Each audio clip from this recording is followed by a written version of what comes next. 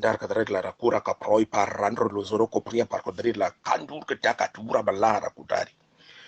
Nous bénissons le Seigneur pour ce moment.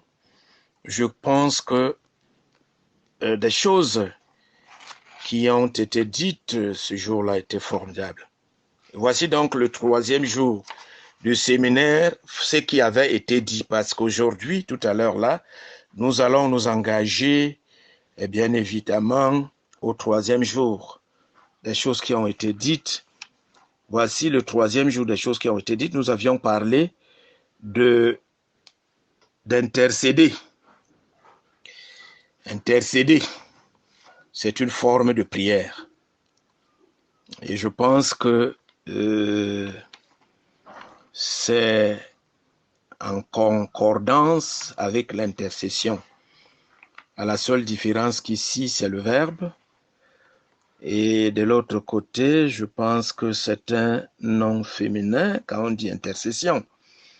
Donc, nous allons parler tout à l'heure de l'intercession après avoir fait le feedback de l'enseignement sur intercéder que nous avions eu l'autre jour. Eh bien, le thème du dernier jour nous a parlé d'intercéder. Et nous avions dit que intercéder, c'est un verbe du premier groupe, intransitif. Un verbe du premier groupe intransitif. Eh bien, il dérive également du mot latin, c'est interceder. Se conjugue comme céder. S-E accent aigu, D-E-R, se conjugue comme céder. Et ça veut dire intervenir en faveur de quelqu'un. Quand on dit intercéder, ça veut dire intervenir en faveur de quelqu'un. Nous reprenons. Nous avons dit le sens étymologique du verbe intercéder. Il est du premier groupe. C'est un verbe intransitif. Dérive du mot latin interceder. Se conjugue comme céder et veut dire intervenir en faveur de quelqu'un. Nous l'avions dit, bien évidemment. Et l'exemple ici, c'est intercéder en faveur d'un condamné, intercéder en faveur d'un malade, de quelqu'un qui est dans la misère, qui est dans la pauvreté. Voilà, nous avions développé cet enseignement de façon spectaculaire. Ce jour-là, je pense qu'il sera mis sur audio.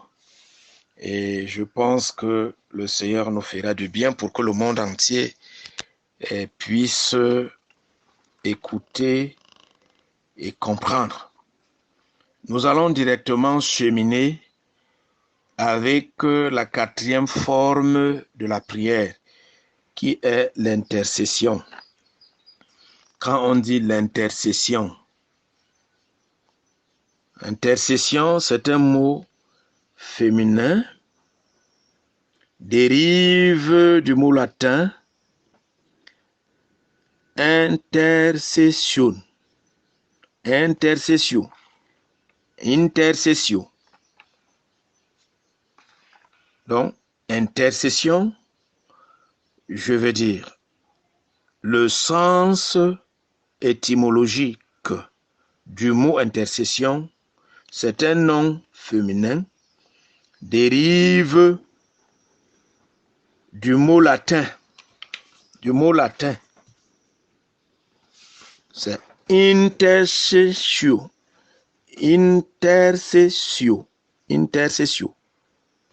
Prière en faveur de quelqu'un.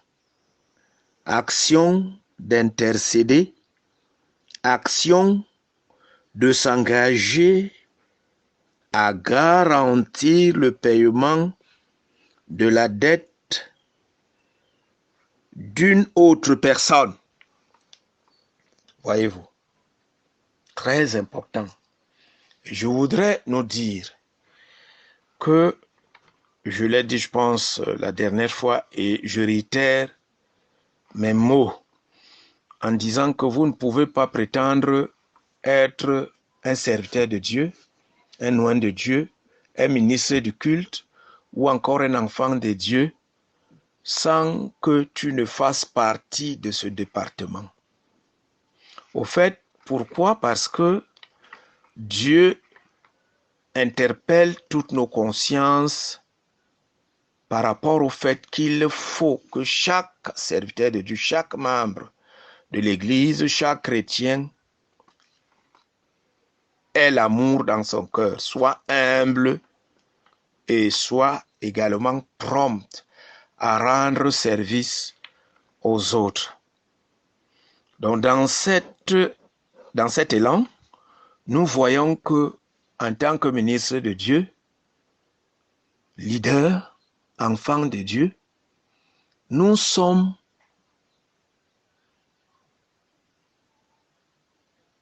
avons le devoir, si vous voulez, nous avons le devoir d'intervenir en faveur des autres, c'est-à-dire de rendre service aux autres. Nous avons le devoir de nous tenir entre les autres et Dieu pour implorer la miséricorde de Dieu en faveur de X ou de Y, en faveur d'un pays, en faveur d'un malfaiteur, parce que toi tu es sauvé, tu as besoin de le voir aussi sauvé. Nous avions pris l'exemple, et nous continuons à prendre l'exemple de quelqu'un comme Moïse, qui allait à la montagne de Sinaï par appel divin du Créateur. Il a passé 40 jours et 40 nuits sans manger, sans boire. Le peuple a été tellement oppressé par rapport au fait que Moïse ne se faisait plus voir. Au lieu de rester dans la prière, c'est vrai que la connaissance n'était pas tellement ça à cette époque-là, parce que plus la technologie évolue, mieux nous avançons, plus mieux les choses divines se laissent découvrir par ceux qui les cherchent. Et donc, après plusieurs recherches, et toute la Bible étant à la disposition de tous, à travers ces recherches, nous avons compris finalement que ce que Moïse avait fait était d'ordre biblique, d'ordre divin, et qu'il les avait fait, ces choses, tout simplement parce qu'il avait le cœur de Dieu. Or, tu ne peux pas avoir le cœur de Dieu et rester indifférent par rapport à tout ce qui se passe. Non, tu vas te lever, tu vas te placer entre Dieu et ce qui se passe pour dire non, Seigneur, je veux que tu fasses ceci, je veux que tu changes, je veux que tu fasses ceci, je veux que ceci arrive, je veux que telle ou telle autre chose arrive. Pourquoi? Parce que il faut que tout le monde soit bien.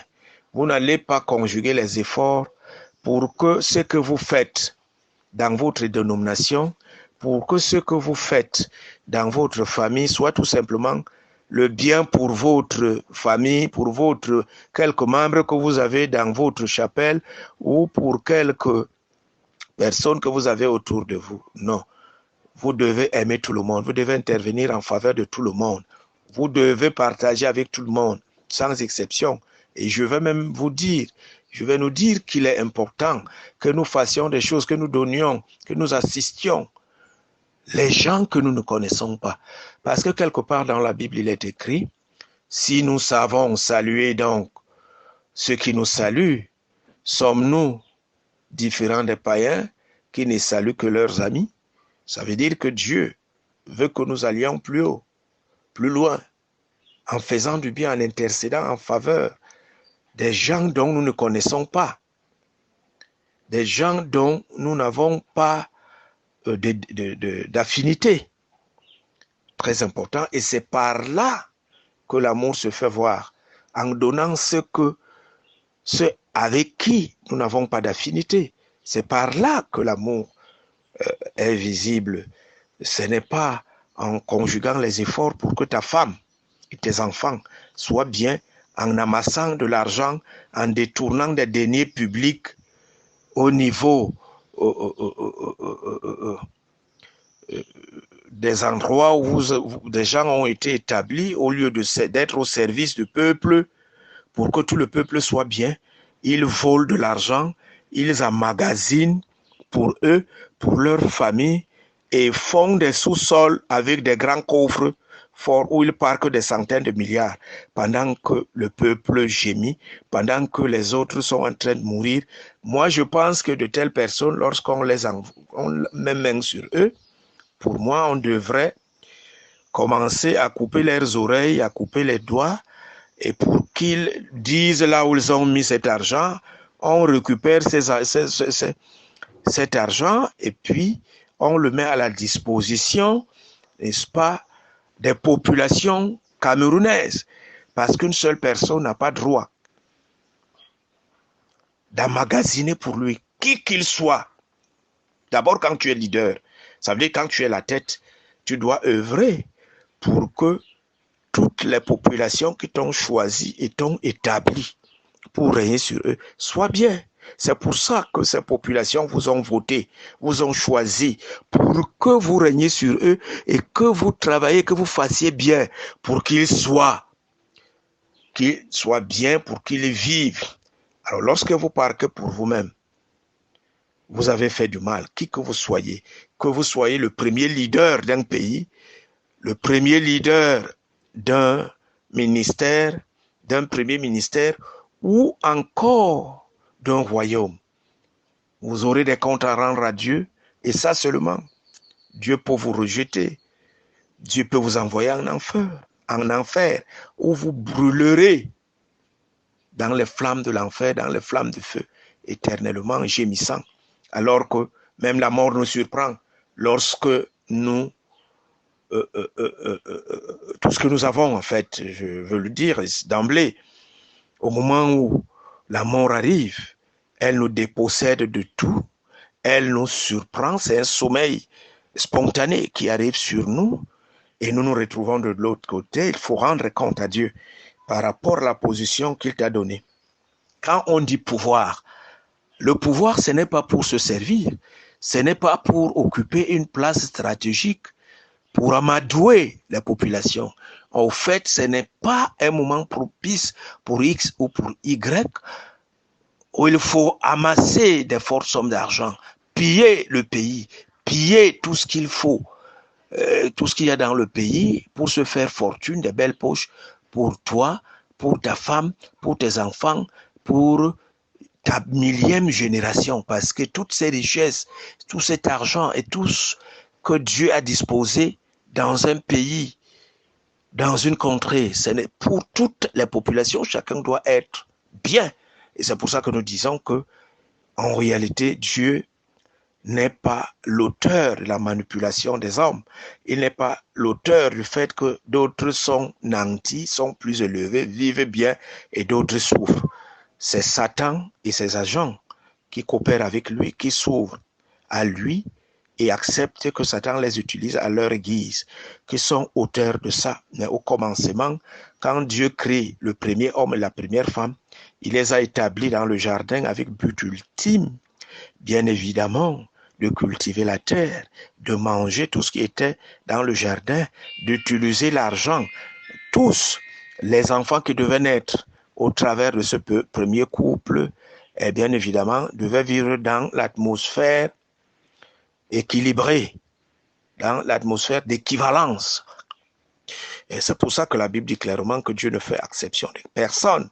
Et il est tellement clair qu'il a besoin que Jeanne, Jacques, Marie, France et telle autre, Jeannette, Nicole, Jacqueline, Beauté, Jean, Jacques, Simon, vivent au même niveau, vivent sur le même palier, soient bénis de la même manière.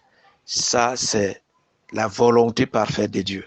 Donc l'intercession, je le disais tantôt, je ne sais pas pourquoi Dieu m'a amené un peu plus loin pour parler, donc je crois que nos mentalités doivent changer. Et c'est pour ça que j'ai dit, les choses qui se passent dans le monde ne doivent pas se passer ici à Jevis International, des détournements des deniers publics, parce que Dieu va bénir puissamment, monétairement, cette fondation.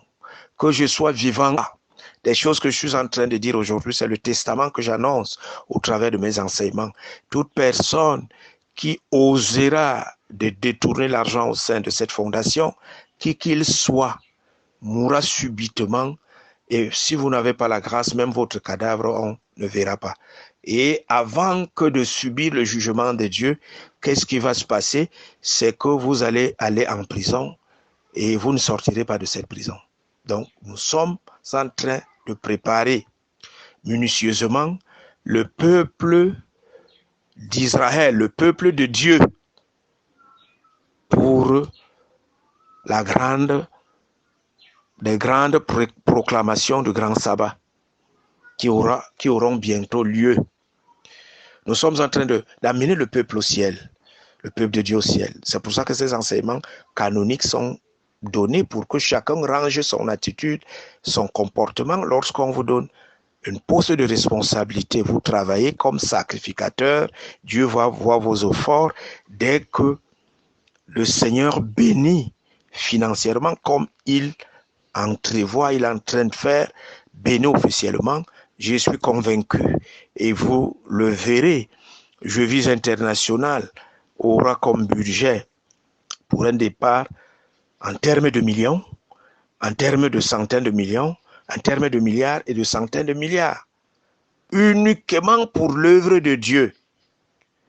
Les gens seront assistés, seront payés parce que la Bible dit l'ouvrier mérite son salaire. Ceux qui font bien, ceux qui travaillent, Dieu dit l'ouvrier mérite son salaire. Quand il dit l'ouvrier mérite son salaire, ça veut dire c'est celui qui travaille selon les principes divins, c'est lui qui est discipliné dans le service, c'est lui qui est engagé, c'est lui qui est fidèle, c'est lui qui intègre, c'est lui qui fait bien selon la vision, n'est-ce pas, de la fondation que Jésus a établie. Nous sommes tous serviteurs dans cette fondation.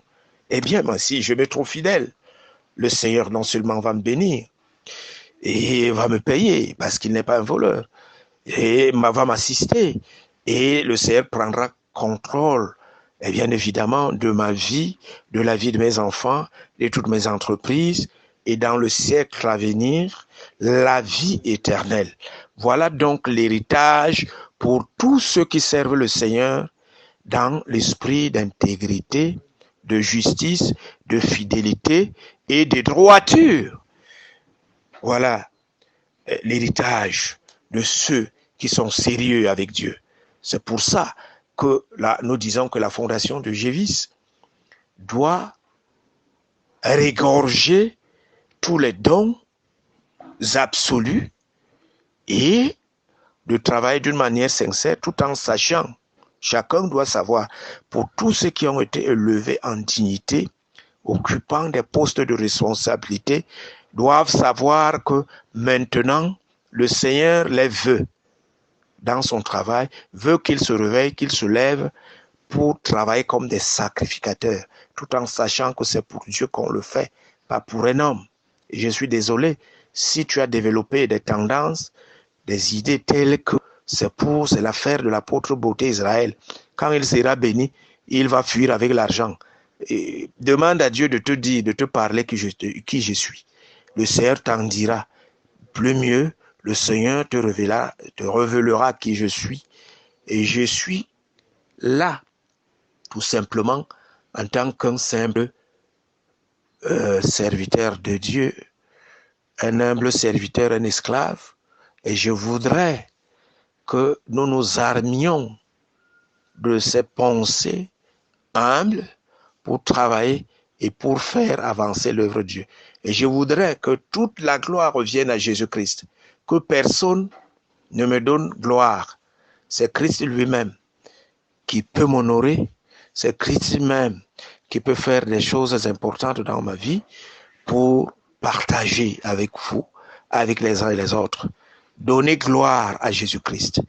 Et que toutes vos pensées, tout ce que vous faites, toute la gloire doit revenir à Dieu, parce que Dieu ne partage pas sa gloire avec un homme. Il est un homme fidèle, intègre, juste. Il est Dieu. En dépit de tout ce que nous pouvons faire. Et je voudrais dire que vous ne pouvez pas être intercesseur ou intercesseuse si vous n'êtes pas passé au tamis de Dieu. Dans mon parcours ministériel, 32 ans aujourd'hui, j'ai trouvé des apôtres, des prophètes, des évangélistes, pasteurs et docteurs qui étaient affaiblis dans leur ministère, ne pouvaient pas intercéder, ne remplissaient pas les conditions requises, prérequises d'ailleurs, et requises pour être des leaders. Il fallait qu'ils passent à la... Il fallait que je farfouille spirituellement la fondation, soit le fondement de leur ministère, comment ils ont été appelés, qu'est-ce qui a été fait, leur formation, afin de remplacer, sinon d'ajouter certains matériaux appropriés qui demandaient à être dans leur fondement afin qu'ils entrent en plénitude de leur fonction. D'où la plupart passaient à la cure d'âme et à la grande délivrance. Et quand ils étaient grandement délivrés, les liens rupturés, eh bien, le travail qui constitue à prodiguer des conseils, à donner des enseignements, à travers des séminaires de formation, de réforme, de recyclage, ces hommes saisissaient pour ceux qui étaient ouverts. Et après mon passage, leur ministère s'explosait. Lorsque j'étais resté dans ces pays, c'était des youyous et des témoignages qui fusionnaient de part et d'autre. Et je bénissais toujours Dieu parce que je retournais toujours toute la gloire à mon Père céleste, à mon Maître qui est Jésus-Christ. Et je veux qu'il soit lui-même glorieux en dépit de tout ce que je peux faire. Je voudrais et je veux, le désir le plus profond de mon cœur est que toute la gloire lui soit retournée parce que c'est lui qui a fait de moi ce que je suis. Lorsque vous n'arrivez pas à vous lever, par exemple la nuit pour intercéder, ça veut dire qu'il y a quelque chose qui ne va pas. Or, vous ne pouvez pas être leader sans être un intercesseur. Je donnais mon témoignage quelque part que c'est à travers l'intercession que j'ai été élevé, j'ai reçu beaucoup de dons, Dieu m'a élevé en puissance et en parole, puissance de la parole, en beaucoup de choses. C'est vrai que je me suis assis pour apprendre pendant que je donnais aussi, je transmettais. J'ai fait plusieurs universités de théologie. Par la grâce, j'ai eu la grâce de faire des recherches dans le plus grand livre du monde où vous trouvez tous les grands réformateurs, les grands hommes de tous les temps qui ont été sur la terre. J'ai appris la manière dont ils ont travaillé, leur affinités avec Dieu, leur détermination, leur engagement, et ça m'a fait du bien. Et je pense, par la grâce de Dieu, que le Seigneur a fait des grandes choses, Dieu a fait des choses spectaculaires, au point où le Seigneur m'a aidé à m'engager, à être aussi déterminé à travailler avec Dieu, à travailler pour Dieu dans une certaine alliance. Et lorsque vous travaillez avec Dieu dans une certaine alliance, le Seigneur se révélera à vous toutes les choses qui manquent à votre fondement pour que vous entriez en plénitude de l'exercice de votre ministère. Le Seigneur les mettra très importants. Nous devons donc savoir qu'ici, il n'y a pas de honte. Si vous êtes attaqué par un esprit, un péché qui vous affaiblit, qui vous empêche, vous ne savez, vous êtes battu